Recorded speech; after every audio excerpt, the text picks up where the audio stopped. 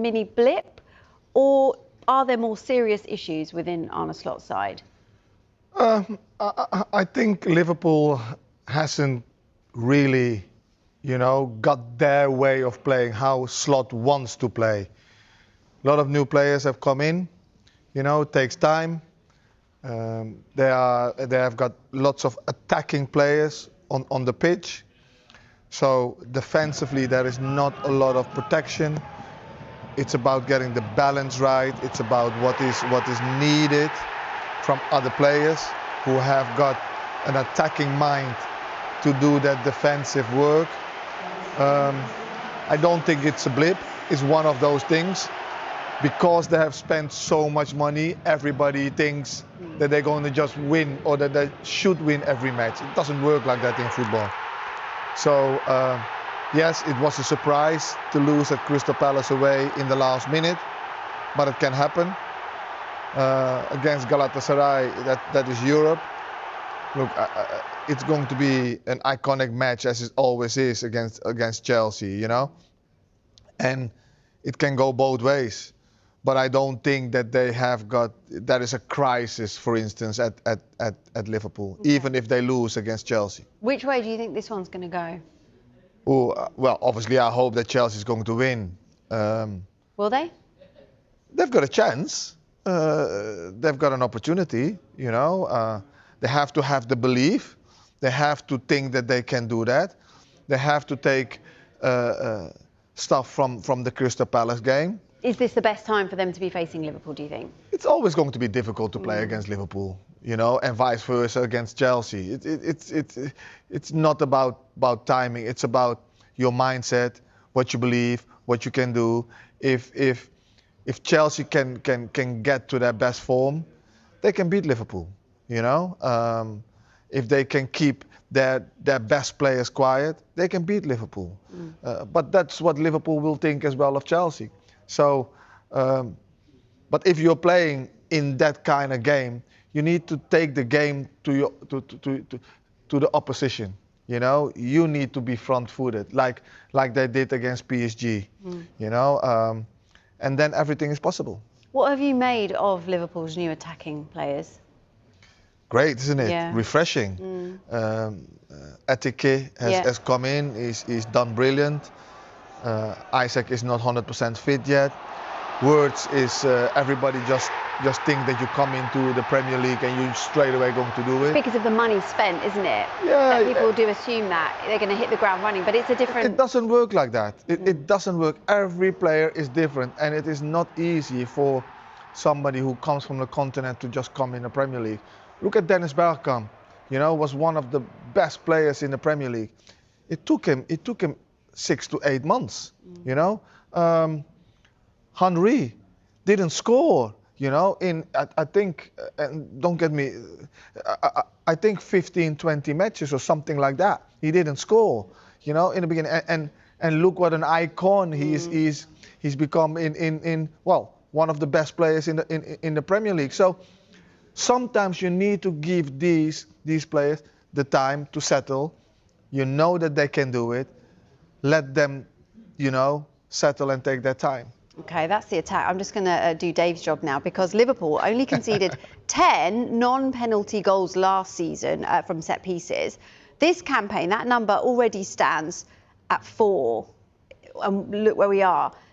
What has been going wrong defensively for them? The setup is different. I think last year, as a unit, they were a little bit more compact. They're playing more with a 10. Last year they didn't. I think the attacking players are different. They are not as much protecting the midfield and the back four as much as last year. The reactions are not as sharp as last year defensively, and then you get counter-attacks and the quality in the Premier League is lethal. Every club can hurt you, and every club can score against you. And you can see that you can have one of the best defenders in Van Dijk, but even he needs protection in front of him. OK, well, Dave's got a bit more for us on Liverpool's stats, haven't you, Dave? Yeah, I want to talk a little bit about Liverpool's problems defensively. They have been highlighted this week, and if the issues persist, could it affect their title chances? The question that we're going to pose is, are they overcommitting players forward against their opponents? Firstly, let's take a look at fast breaks. This is essentially a proxy for counter-attacks, and this shows us how many Premier League teams are giving away this season. Arsenal top the table with 10, then come Aston Villa, and then third is Liverpool. They have the same number, by the way, as Manchester City. Let's show you an example of what this looks like on the pitch. We can go back to the opening night of the season. Liverpool in the opposition final third. We'll talk about that more in a moment. Mo Salah gives the ball away, trying to find Dominic Szoboszlai, and off goes Bournemouth. Antoine Semenyo goes through. You might remember what happens here. Scores the goal. Bournemouth level the game. Liverpool went on to win it with 2 late goals, and Arne Slot was questioned about his setup after the game. I think what stood out for me watching your Liverpool team last season was how much control you had in games, and I very rarely saw end-to-end games. I feel like I'm seeing that today and in the Community Shield. Is that a worry for you? Because there's a lot of attacking talent on the pitch now that maybe wasn't there as much last season. Not that we bring more bodies in front of the ball, maybe, but we do have players that are looking maybe for a final pass or a difficult solution in the end phase of an attack a little bit more. We need to find a better balance in taking the risk, because against Palace we've lost 2 or 3 simple balls that led to counter-attacks. The Palace game he's talking about, by the way, there is the Community Shield, not the game last weekend, though we'll talk about the game last weekend in a moment. 2 things I want to concentrate on there from what Arne Slot said. He talks about not bringing more bodies ahead of the ball, and then that last bit about finding a balance in taking risks. So let's fast forward to last weekend against Crystal Palace. These are the moments that we want to think about. Liverpool on the ball against an organised defence. Can we quantify how many players are ahead of the ball and how many players are behind the passer in support? Yes, we can. Here are all the passes attempted in the opposition half this season with only 2 support options. Remember, support options, number of players behind the passer. Liverpool top the list. What this means is that on all of these occasions, there are 7 players committed for Liverpool ahead of the passer. Things to think about here. Liverpool have the highest possession share in the Premier League, so they're more likely to find themselves in these positions more often. The question now is, they're in these positions, are they giving it away more than other teams, and is it hurting them? Let me introduce you to overcommitted turnovers. I am a hoot at parties, by the way. Overcommitted turnovers. How many times are teams in this position giving the ball away and the opponents are able to break and get into their final third? Now, for all the talk of this being Liverpool's Achilles heel this season, it's actually Manchester City who top the rankings alongside Everton and Aston Villa. Liverpool, by the way, all the way down there with just 9 this season. Why does all this matter, I hear you say? If you get it wrong, this is the kind of thing that can happen. We've got a couple of examples of overcommitted turnovers from Liverpool's game at Selhurst Park. It's the balance, really, of risk and reward. Do you leave more players behind the ball to have more of a numerical advantage against the counter-attack? Is it even about the number of players? And is it more about their position? You'll hear coaches talk about rest defence, which is the strategic positioning of players behind the ball during an attack in order to try and stop a counter-attack. So do you need more players back there, or do you just need to position them better? He's a football nerd and we love it. Right now, Florian Wirtz was Liverpool's club record signing for a couple of months in the summer before Alexander Isak completed his move to Anfield. Florian Wirtz, he's not got off to the start that he would have wanted at Liverpool, but we've mentioned this, haven't we? But as a player, how difficult is it to adjust?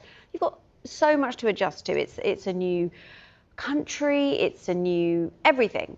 Players, you know, teammates, staff, manager, environment, the list goes on. Look, he's a creative player. He is a player that needs the ball. He's the player that he needs his midfielders to give him the ball. He needs to touch it. He needs to be involved. But then every time he gets the ball in the Premier League, there is a lot more physical contact than in the German league. Now, the physical aspect is, I don't think that it is a problem, but it is an adjustment for him. He doesn't get as much time on the ball as in Germany.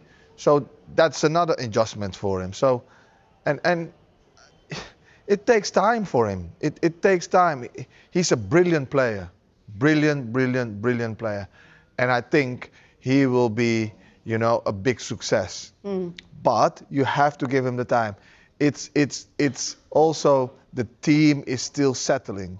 They are still trying to find the balance. You know, how can we get him? You know, how can we get the best out of him? His team players. How can we find him more? How can we, you know, involve him more? Do they need to change how they're setting up? No, he's just a new player. Right. They didn't play with an out-and-out 10 last year. He's an out-and-out 10. He needs to be close to the striker around the box in the final third. And when he is in the final third, you need to give him the ball. You need to trust him to give him the ball and say, okay, create. You know, and if he loses the ball, you need to make sure that you win the ball and give him the ball back. You know, because you know eventually he's going to create and he's going to score goals, or get his teammates in front of the goal to score goals. So I think it's a brilliant player. I've seen him, a lot of him last year. Yes, it was in Germany, but I've got no doubt whatsoever in my mind that he can do the same in the Premier League. Wunderkind, ja? Ein klein bisschen, yeah. Yeah. Alles klar. Okay. Plenty more coming up on the Premier League show. Don't forget, Saturday night football, it's going to be a big one.